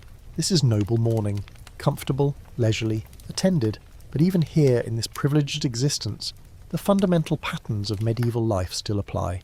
The darkness that governed your sleep, the cold that pervades everything, the reliance on fire and candle for warmth and light. Wealth can buffer you from the worst of medieval existence, but it can't eliminate it entirely. And there's one more group we should consider: the truly poor, the destitute, those who have no home, no family, no resources. For them, morning is perhaps the hardest time of all. You're a beggar. You spent the night under a bridge or in a church porch or huddled in an alley. You had no fire, no blanket beyond your threadbare cloak. You didn't really sleep. You dozed, waking frequently from cold and hunger and fear. Every sound might be a threat. Every movement might be danger. And now it's morning. The cold pre-dawn is actually colder than the night was. You're stiff, your joints aching. You're hungry, desperately hungry, because you didn't eat yesterday. Or if you did, it was just scraps, whatever you could beg or find or steal. You pull yourself up from wherever you spent the night. Your body protests. Everything hurts. But you have to move, have to find something to eat, have to beg or work or do whatever it takes to survive another day. There's no breakfast waiting for you. No fire to warm yourself by, no family checking that you're well, just you alone, cold, hungry, facing another day of struggle. This is mourning for the poorest of the poor, a daily reminder of how precarious life can be, how quickly someone can fall from even modest comfort into complete destitution. So we see that medieval mornings, like medieval sleep, vary enormously based on social station, but they all share certain commonalities. The darkness that must be dispelled, the cold that must be endured or overcome, the hunger that must be addressed, the prayers that connect even the highest lord and the lowest beggar in a shared religious framework. And now, whether you're a peasant heading to the fields, a monk proceeding to the next office, a noble beginning your day of management and leisure, or a beggar starting another day of survival, the medieval day has truly begun. The night has ended, sleep is behind you, and ahead lies work or prayer or struggle, depending on who you are. The sun is rising now. You can see it finally, that orange glow on the horizon, spreading warmth and light across the land. The darkness that defined your sleep is retreating, and with it goes that particular medieval relationship with night, that acceptance of complete darkness, that rhythm of broken sleep, that vulnerability and fear and strange comfort all mixed together. For the next 12 or 15 hours, depending on the season, you'll live in daylight. You'll work or pray or beg. You'll interact with others. You'll be busy, occupied, distracted from thoughts of sleep. But in the back of your mind, you know that night will come again. Darkness will return, and you'll once again lie down in that same bed, or that same spot in the church porch, or wherever you call home, and you'll surrender once more to sleep, to dreams, to the watching, to all the strange rituals and rhythms that govern rest in this medieval world. But let's step back from the morning for a moment. Before we lose the night entirely to the light of day, we need to talk about what happens in that darkness, about dreams, about nightmares, about the medieval understanding of what sleep actually is and what dangers it might hold. Because to medieval people, sleep wasn't just a biological necessity, it was a spiritual state, a time when the soul was particularly vulnerable, particularly exposed to forces both divine and demonic. And dreams weren't random firing of neurons, they were messages, warnings, visitations. You're asleep, deep in your second sleep, and you're dreaming. But this isn't a pleasant dream, this is something else, something dark. You're in a forest, but it's wrong somehow. The trees are too tall, too twisted. The sky is the colour of bruises, and something is following you. You can't see it, but you can feel it. A presence, malevolent, getting closer. You try to run, but your legs won't move properly. It's like running through water, through mud. Every step is slow, difficult, and the thing behind you is getting closer. You can hear it now, breathing. Heavy, wet breathing. You try to scream, but no sound comes out. And then it's on you. Weight pressing down on your chest. You can't breathe, you can't move, your eyes are open, you think, but you can't see anything. Just darkness, just this crushing weight, this presence. You're dying, you're sure of it. This is death, come for you in your sleep, and then you wake. Gasping, your heart hammering so hard it feels like it might break through your ribs. You're drenched in sweat despite the cold, your hands are shaking. Beside you, your spouse wakes too, startled by your distress. "What is it?" they whisper urgently. "What's wrong?" "A dream," you manage to say. "A bad dream, a nightmare." But that word doesn't capture what you experienced. It felt real, more real than reality. The weight on your chest, the paralysis, the sense of malevolent presence, all of it felt absolutely terrifyingly real. What you've experienced is what we now call sleep paralysis, a phenomenon where the brain wakes before the body does, leaving you conscious but unable to move. The sensation of pressure on the chest comes from your breathing being momentarily restricted as your body transitions from the shallow breathing of sleep to the deeper breathing of wakefulness. The sense of a presence, the hallucinations, these are products of a brain caught between sleeping and waking, generating dream imagery while you're partially conscious. But you don't know any of this. How could you? The science of sleep won't exist for centuries, so you interpret what you experience through the only framework you have, the spiritual framework of medieval Christianity mixed with older pagan beliefs that still linger in the countryside. This was the nightmare, a demon or evil spirit that rides on sleepers' chests, pressing them down, stealing their breath. The word nightmare comes from this belief. The mare, a female spirit, mounting you like a horse. Some people call it the old hag, others have different names, but the belief is widespread. This happens, to everyone, sooner or later, and it's dangerous. Your spouse suggests you pray. Make the sign of the cross over your chest before sleeping. Keep a rosary under your pillow. Maybe hang some rowan branches over the bed or iron scissors, things that are said to ward off evil spirits. You agree, you'll try anything, because you don't want to experience that again, that terror, that helplessness. And dreams in general are taken seriously in the medieval world. They're not dismissed as mere imagination. They're portents, signs, messages from the divine or warnings from the demonic. People tell their dreams to priests seeking interpretation.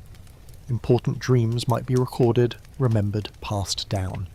If you dream of the dead, that's particularly significant. Your mother, who died last winter, appears in your dream. She looks as she did in life, but paler, sadder. She doesn't speak. Or if she does, you can't understand the words. She reaches toward you with one hand and you wake before she touches you. Is this just your mind processing grief?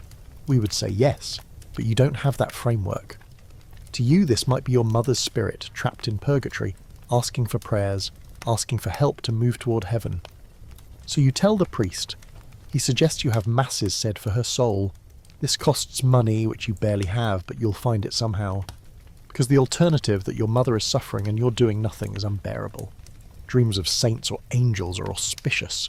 If the Virgin Mary appears in your dream, you tell everyone, this is a blessing, a sign of favour. People might ask you for details, for any message she might have conveyed. Even if she said nothing, even if she just appeared, it's meaningful. It's hope in a world that offers very little. But dreams of devils, of hell, these are terrifying. You dream that Satan himself is tempting you, offering you wealth, power, forbidden pleasures. In the dream, you might resist, but you might not. You might accept. You might commit sins in your sleep. And when you wake, the guilt is crushing. Did you sin, even though it was a dream?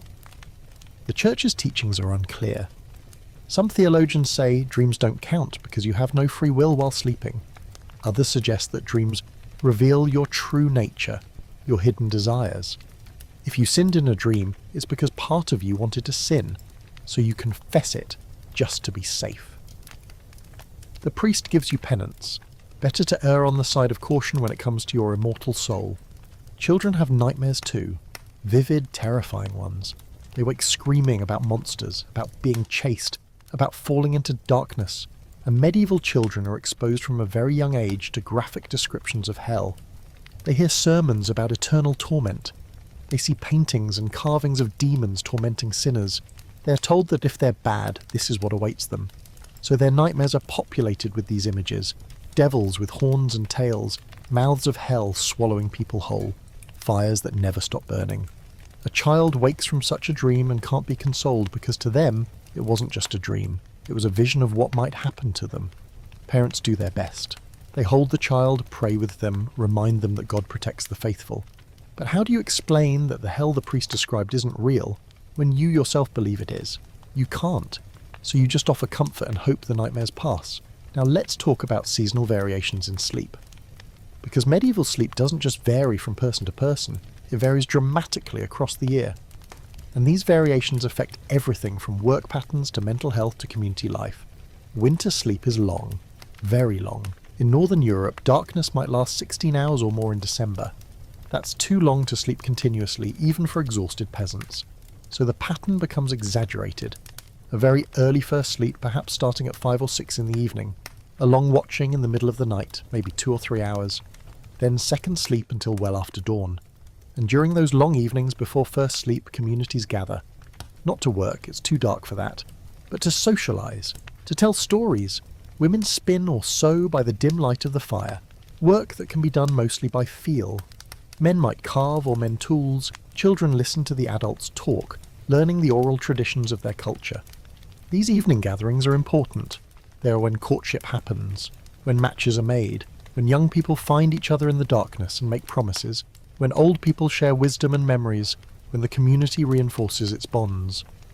In some regions, these gatherings have names: veillées in France, spinning bees in England.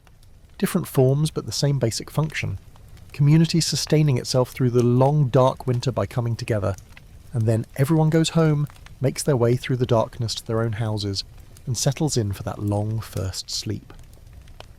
The watching, when it comes, might be used for prayer, for intimate conversation, or just for lying in the darkness, thinking. Time passes slowly in winter.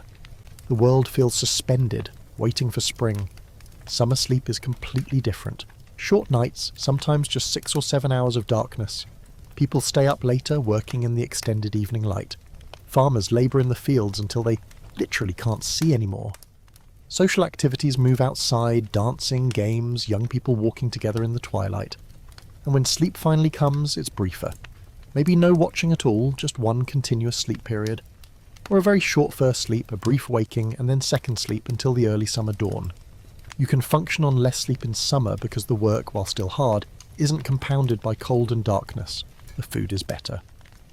Fresh vegetables, milk and cheese, people have more energy. But summer nights bring their own challenges. Heat, Remember, medieval houses are designed to retain heat in winter. That same design makes them stifling in summer. The single room, the thatched roof, the bodies packed together, both human and animal. Super. It can be unbearable. So in hot weather, people might sleep outside, in the yard or garden, bringing out straw or a blanket, lying under the stars. This is actually pleasant. Cooler, more comfortable, though it comes with risks. Animals might approach. A sudden storm might drench you. But if the night is clear and calm, sleeping outside is a luxury that even peasants can enjoy. And the summer night sounds are different. Not the silence of winter, but a symphony. Crickets chirping, frogs calling, night birds singing, the rustle of wind through fully leafed trees. These sounds are information. As long as you hear them, everything is normal. If they suddenly stop, that might mean a predator nearby, or a storm coming. The sounds of the summer night tell you the world is as it should be. Harvest season brings its own sleep patterns, or lack of sleep patterns. This is the most critical time of the year. Everything depends on bringing in the harvest successfully. If it fails, people starve, so everyone works frantically, dawn to dusk and beyond. During full moons in harvest season, people work by moonlight. The fields are bright enough to see and every hour matters. You harvest until you literally cannot stand anymore.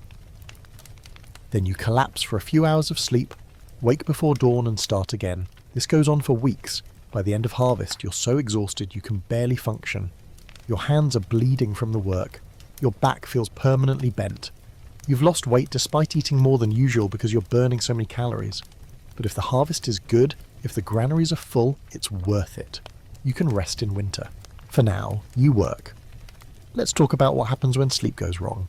When it's not just uncomfortable or insufficient, but actually disordered in ways that medieval medicine can't understand or treat. Some people don't experience the normal sleep pattern. They lie down exhausted, but sleep won't come. They toss and turn for hours, their minds racing, their bodies refusing to relax.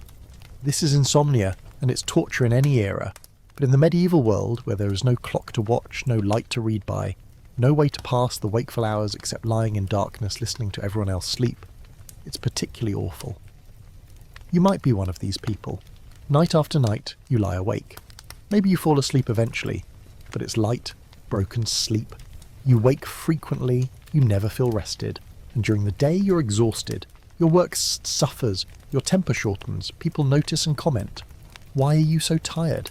Everyone else manages to sleep, but you can't explain it. You don't understand it yourself. You're not deliberately staying awake. You want to sleep. You desperately want to sleep, but your body won't cooperate. So you suffer in silence, growing more exhausted, more desperate, more isolated. Medieval medicine offers no real help. A physician, if you could afford one, might suggest bloodletting to balance your humours, or herbal remedies, chamomile tea, valerian root. These might help a little, or they might do nothing. The real treatment for chronic insomnia addressing underlying anxiety or other psychological factors isn't available. It won't be available for centuries. Other people have the opposite problem. They sleep too much. They can sleep 10, 12, 14 hours and still wake up tired. This is probably depression, often linked to seasonal affective disorder in the dark winters of Northern Europe. But medieval people don't have these concepts. If you're one of these people, you're seen as lazy, weak. Why can't you get up like everyone else? Why do you need so much sleep? People lose patience with you. You lose patience with yourself. The crushing fatigue, the inability to feel rested, no matter how long you sleep, the sense that everything is pointless. These symptoms are just part of your character. You're failing.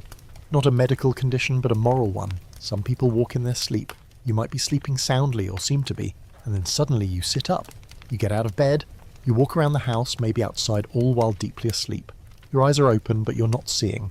You might do things, move objects, have conversations that make no sense, and then you return to bed and have no memory of any of it. To your family, this is disturbing, frightening even, because you're not yourself when this happens. You're somewhere else, possessed maybe? By what? A spirit? The devil? They don't know, and neither do you when they tell you about it in the morning. Sleepwalking is dangerous in the medieval world. You might walk into the fire, fall downstairs, wander outside and get lost or hurt.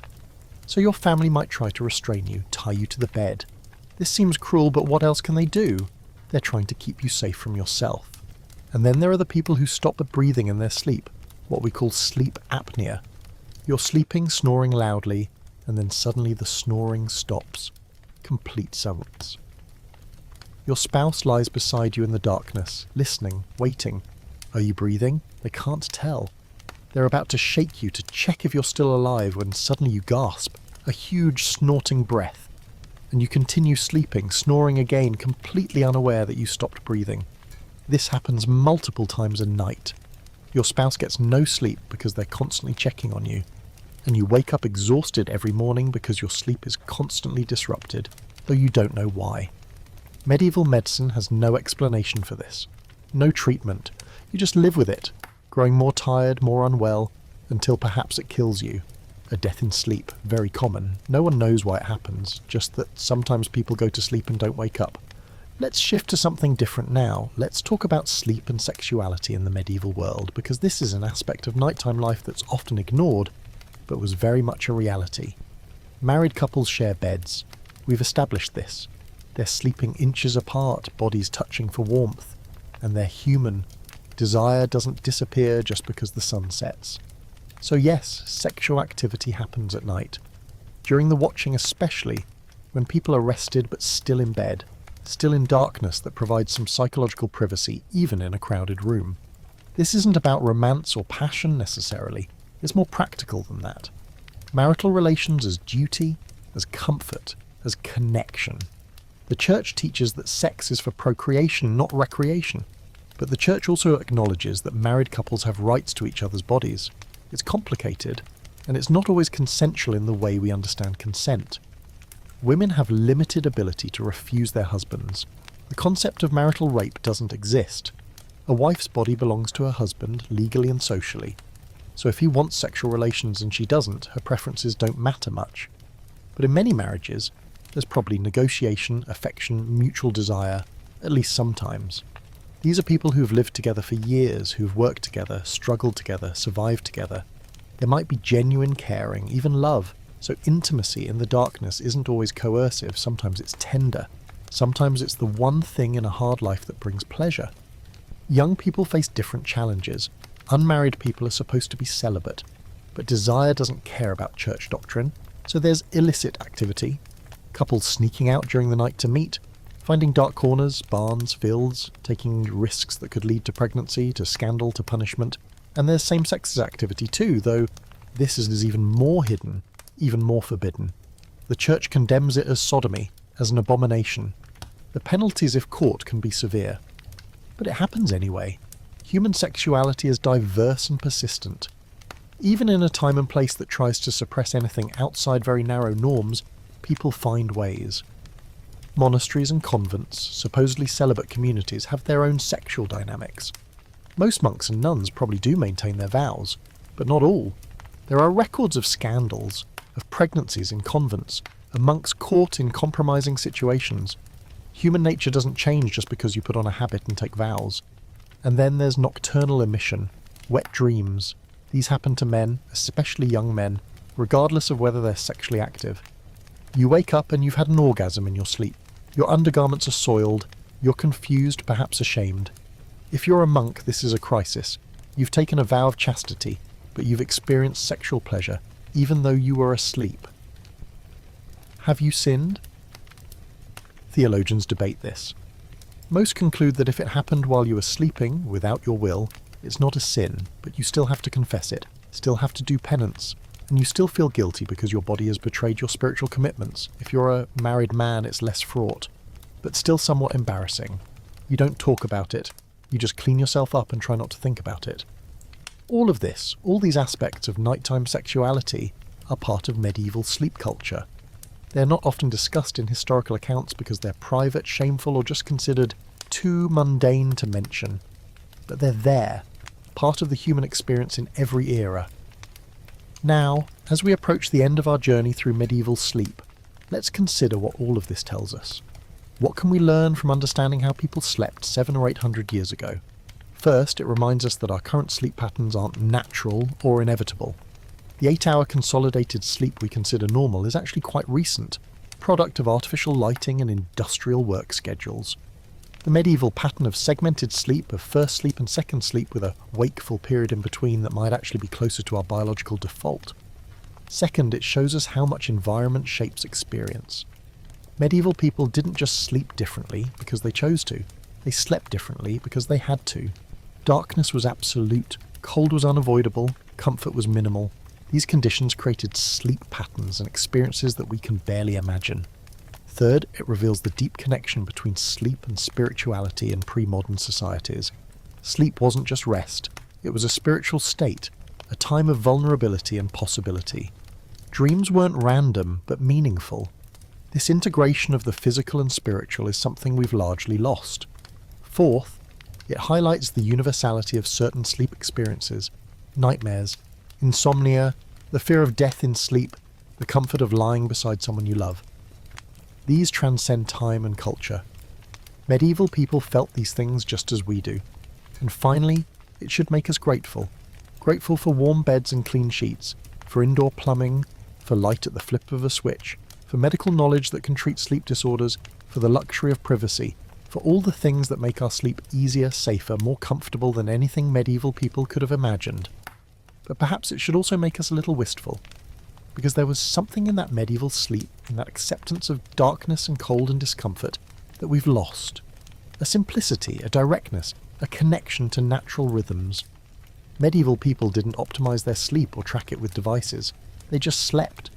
And maybe, in our modern world of sleep apps and weighted blankets and white noise machines, we've made something simple into something complicated.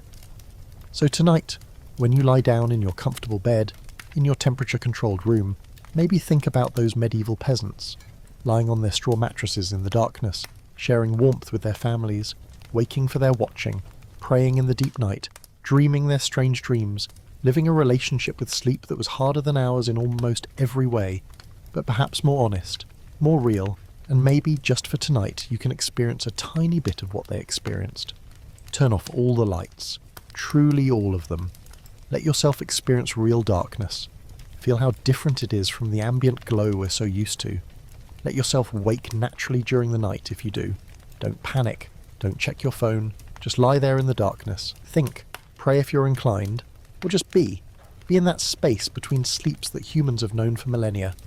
And then, when you're ready, let yourself drift back into sleep, into that second sleep, and sleep until morning comes naturally, until you wake without an alarm, until you rise, like our medieval ancestors did, into a new day, grateful for the rest you've received, ready for whatever comes next. Before we close our journey through the medieval night, there are a few more shadows we need to explore, darker corners of sleep that we've touched on but need to understand more fully. Because medieval sleep wasn't always peaceful, sometimes it was the gateway to suffering, and sometimes it was the gateway to death itself. Let's talk about illness and sleep, because when you're sick in the medieval world, sleep becomes complicated in ways that are both familiar and uniquely terrible. You're lying in your bed, but this time it's not the pleasant exhaustion of a day's labour that brought you here. It's fever. You've been sick for 3 days now. It started as a cough, then chills, then this burning heat that radiates from inside your body, making even the cold air feel oppressive. Your family has done what they can. Your spouse has given you herbal teas that the local wise woman recommended. Willow bark for the fever, garlic and honey for the cough. They taste terrible and don't seem to help much. You've been bled by the barber surgeon, which left you weaker but supposedly more balanced in your humours. The priest came and prayed over you, gave you last rites just in case. Just in case. Sleep, which should be restorative, becomes a nightmare. Your fever spikes at night. This is how fevers work. Something about the body's circadian rhythms, though medieval people don't know that. They just know that people get worse at night. That the dark hours are when death comes calling most often. You drift in and out of consciousness, not quite asleep, not quite awake. Your dreams are vivid and disturbing. You see things, dead relatives beckoning to you, angels and demons fighting over your soul. The room itself seems to shift and change. Walls breathe, shadows move, your family's faces, when you can focus on them, look strange, distorted. This is delirium. Your brain, overheated and oxygen deprived, is misfiring, creating hallucinations, confusing memory with perception. But you don't know that. To you, these visions are real. You might cry out, try to fight invisible attackers. Your family has to hold you down, prevent you from hurting yourself, and they're exhausted too. They've been taking turns sitting up with you. wiping your forehead with cool cloths, trying to get you to drink water or broth, praying constantly. They haven't slept properly in days. They're watching you deteriorate, watching death potentially approach. And they're helpless. All they can do is bear witness and pray. If you're fortunate, the fever breaks. On the 4th or 5th day, you wake up weak but clear-headed. The hallucinations are gone. You're drenched in sweat, your bedding soaked, but the terrible heat has passed. You'll survive, this time. Your family weeps with relief. They help you sit up, give you broth, change your soiled bedding, and then they let you sleep, real sleep, deep, healing sleep, your body desperately trying to repair the damage the illness has done. But not everyone is fortunate. Sometimes the fever doesn't break, sometimes the breathing gets worse instead of better, and the family watching knows what's coming. They've seen it before. They recognize the signs. Your breathing becomes laboured, wet and rattling. Each breath seems to take enormous effort. Your eyes are open, but you're not seeing anything. Not responding to voices or touch. You're somewhere else already, somewhere between life and death. And then, often in the deep hours of the night, the breathing changes, becomes irregular. A breath, a long pause, another breath, another pause, longer this time. The family watching holds their own breath, waiting. Is there another breath coming? Sometimes there is. Sometimes you rally briefly. One more gasp, one more moment. But eventually, inevitably, if this is your time, the pause stretches, and there's no next breath, just silence.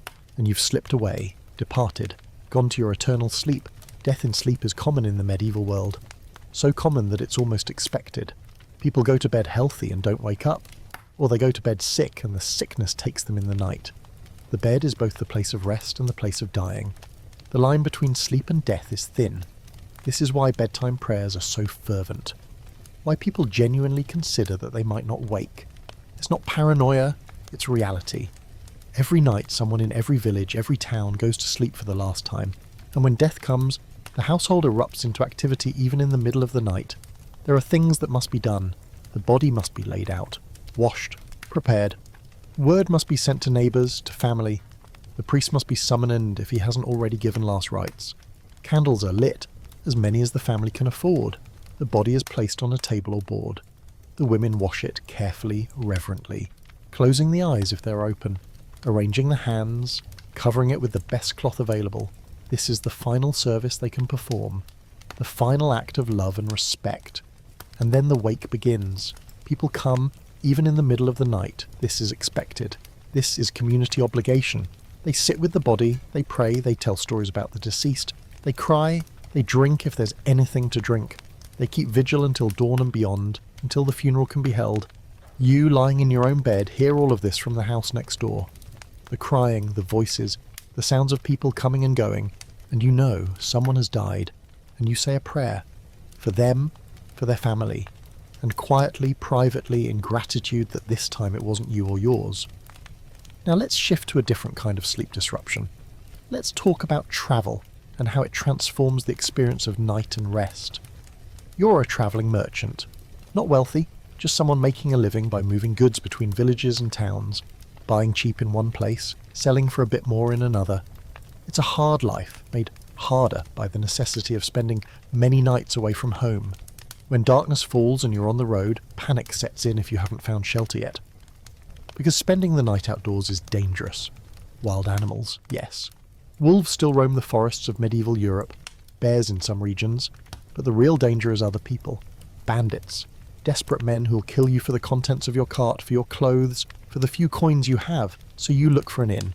You've been watching for one all afternoon, hoping to reach shelter before dark. And finally, just as the sun is setting, you see it.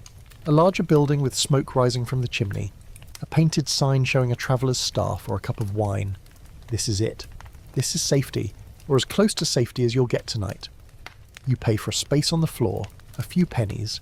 The innkeeper takes your money and gestures to a room where other travellers are already settling in. You go inside. The room is small, already crowded. 10 or 12 people, maybe more. All of you will sleep here tonight.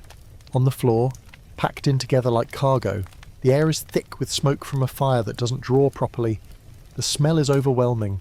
Unwashed bodies, wet wool, cheap tallow candles. Something cooking that might be turnips or might be something worse. You've smelled better barns.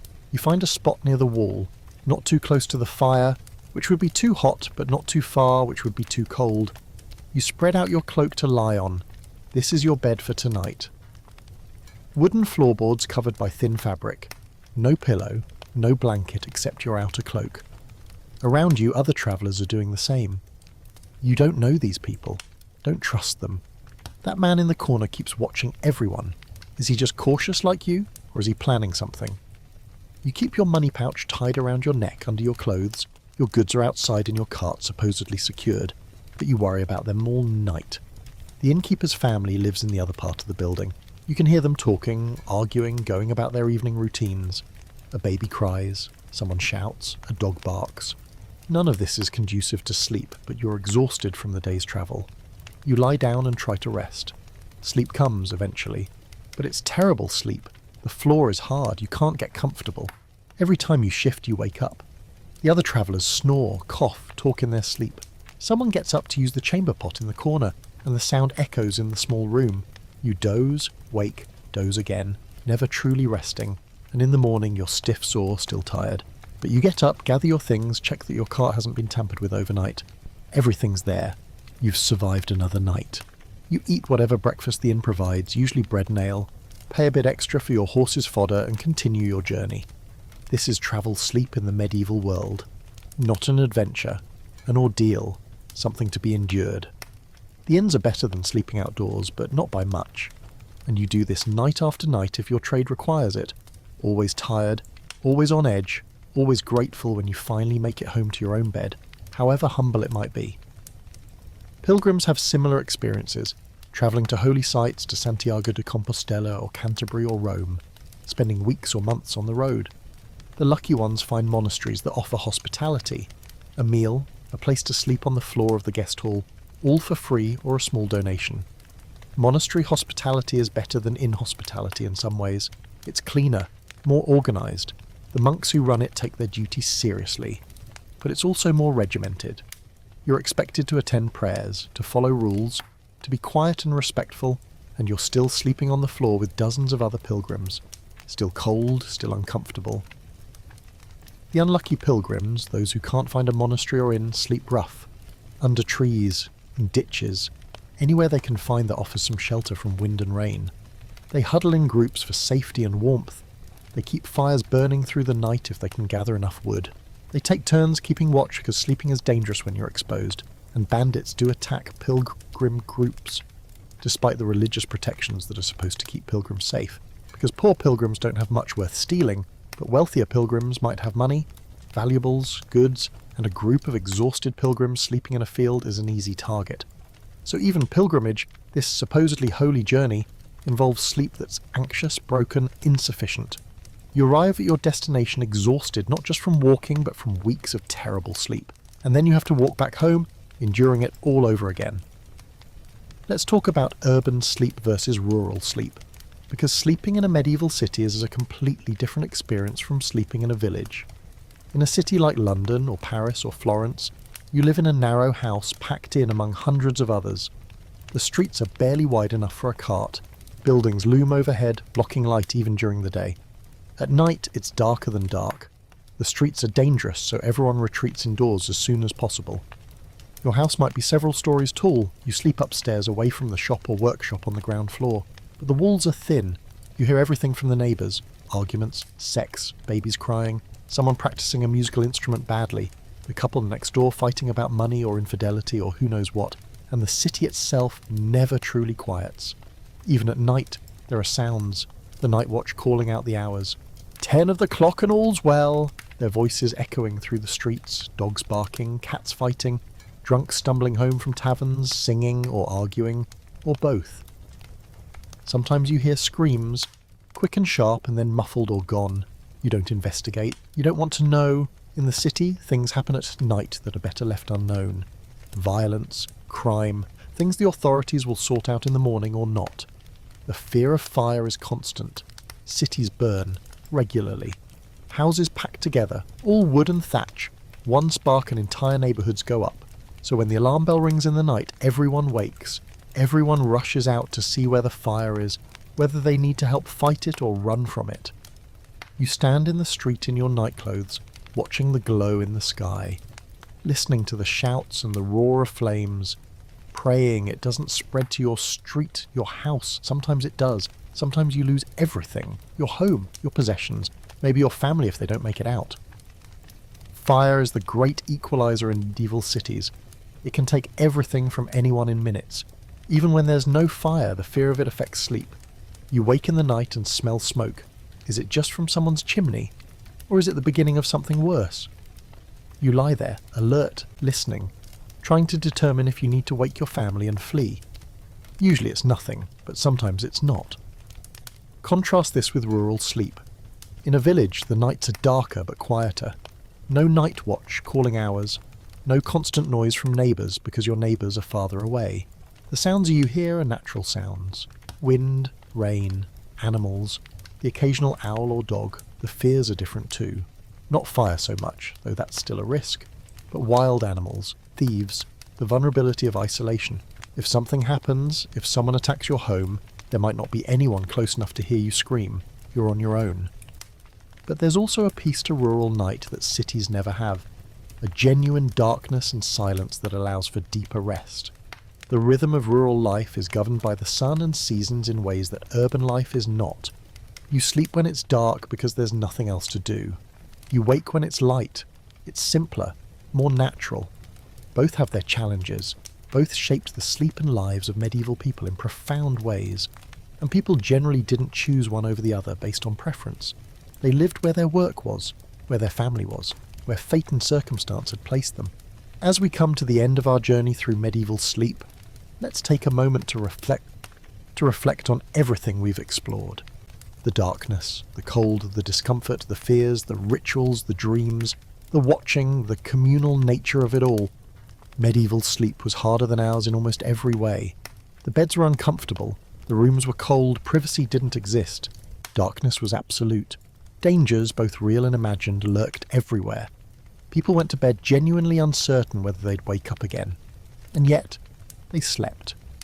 They found rest in that harsh environment. They developed patterns and rhythms that worked for them. The segmented sleep with its wakeful watching in between. The prayers that brought comfort. The shared warmth of bodies pressed together. The stories told in the darkness. The dreams that connected them to the divine. They didn't have our advantages. Our comfortable mattresses and climate control and electric lights, our understanding of sleep science and circadian rhythms, our treatments for sleep disorders, but they had something we've lost. A directness, an acceptance, an integration of sleep into the fabric of life rather than treating it as something to be optimized and managed and worried about. Medieval people didn't track their sleep with apps. They didn't read articles about sleep hygiene. They didn't stress about whether they were getting enough REM sleep or if their bedroom environment was optimal. They just slept. When they were tired, they slept. When they woke, they woke. It was that simple. There's something almost enviable about that simplicity. Even though we wouldn't want to trade our comfortable modern sleep for their harsh medieval version, there's a part of us that recognizes something authentic in their experience. Something real. They slept with death always close by. They knew, truly knew, that sleep and death were connected. That each night could be the last. This gave their sleep a weight, a significance that ours often lacks. They didn't take sleep for granted because they couldn't afford to. They slept in community. Almost no one slept alone. This meant less privacy but more connection. More warmth. More security in numbers. The knowledge that if something happened in the night, someone would be there. Someone would know. They slept in darkness. Real, complete darkness. The kind we almost never experience anymore with our ambient light pollution and glowing devices. And that darkness changed things. It made sleep deeper in some ways. It made dreams more vivid. It made the watching more contemplative. Darkness was frightening but also sacred, a time when the boundary between the earthly and the spiritual grew thin, and they slept in rhythm with nature, following the sun, adapting to the seasons, long sleep in winter, short sleep in summer. Harvest time exhaustion followed by winter rest. Their sleep was part of the natural cycle rather than fighting against it. We've gained so much since medieval times. Comfort, safety, knowledge, medical care, the ability to control our environment in ways they never could. But we've lost something too. That simplicity, that acceptance, that direct connection to natural rhythms. So what can we take from all of this? What can we learn from how medieval people slept? Maybe it's permission to wake at night without anxiety. If you wake at 2 in the morning and lie there for an hour, you're not having insomnia. You're experiencing the watching, something humans have done for millennia. Don't fight it. Don't stress about it. Just be with it. Think. Pray if you're inclined. Or simply lie in the darkness, quiet and peaceful. Maybe it's appreciation for darkness, real darkness. Try it sometime. Turn off all the lights, truly all of them. Cover the LED displays. Block the streetlight. Experience what medieval people experienced every night. That complete, enveloping darkness. It's frightening at first, but it's also profound. It changes how you feel, how you think, how you sleep. Maybe it's gratitude for what we have. The next time you lie down in your comfortable bed in your warm room, with your soft pillows and clean sheets, remember those medieval peasants on their straw mattress? Remember the monks in their cold dormitories? Remember the travellers on inn floors? And be grateful. We have it so much better than they did. But maybe it's also a reminder not to overcomplicate things. Sleep is natural. Your body knows how to do it. You don't need to optimize it or perfect it or stress about it. Medieval people slept in terrible conditions and survived. You, with all your advantages, will be fine. Just lie down, close your eyes, let yourself drift. And maybe, just maybe, we can reconnect with some of what they had. The simplicity, the acceptance, the understanding that sleep is part of life's rhythm, not something separate from it. That dreams have meaning. That darkness has value. That rest is sacred. So tonight, when you prepare for sleep, maybe think about all of this. Think about the millions of people who came before you, who slept in cold, dark, uncomfortable places, who woke for their watching, who dreamed their dreams, who faced their fears, who died in their sleep or woke gratefully to another dawn. You're part of that long chain of human experience. Your sleep connects you to every person who has ever lived. From the medieval peasant to the ancient hunter-gatherer to everyone in between. We all sleep, we all dream, we all face the darkness. And in the morning, when you wake, you'll do what humans have always done. You'll rise, you'll face the day, you'll work and live, and eventually when night comes again, you'll sleep once more. This is the cycle. This is life. And whether you're sleeping in a medieval hovel or a modern bedroom, the fundamental experience is the same. The surrender to unconsciousness. The trust that you'll wake again. The hope for rest. The relief of morning. So sleep well whenever you sleep. Sleep deeply, sleep peacefully, and when you wake, be grateful. For another day, for another chance. For the gift of rest in a world that, while no longer medieval in its hardships, still requires us to surrender each night to darkness and dreams. Thank you for joining me on this journey through the medieval night, through the darkness and the cold, through the dreams and the fears, through the watching and the waking. I hope it's given you a new appreciation for how humans have slept and how we sleep now. And I hope above all that it helps you sleep, because that's what this is all about. Rest, peace, the quiet comfort of surrendering to sleep. Good night, sleep well, and may your dreams be gentle.